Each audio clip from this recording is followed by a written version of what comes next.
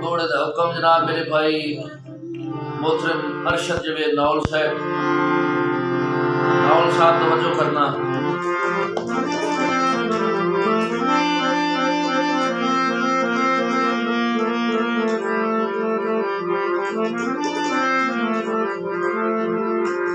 Novel साहब थोड़ी नजर है तू सदा प्यारा जिंदलालो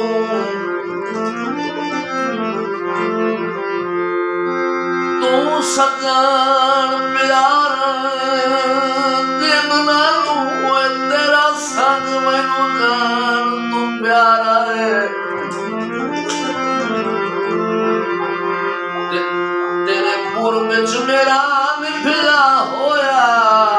रंग नग मैनू जान तू प्यारा है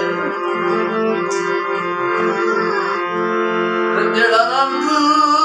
सरकार पसंद फरमावे जेड़ा रंग सरकार पसंद फरमावे ओहो रंग मैनू जान तू प्यारा है कि ते मेरा गौहर झंग विच वसदा है ताई झंग मैनू जान तू प्यारा है।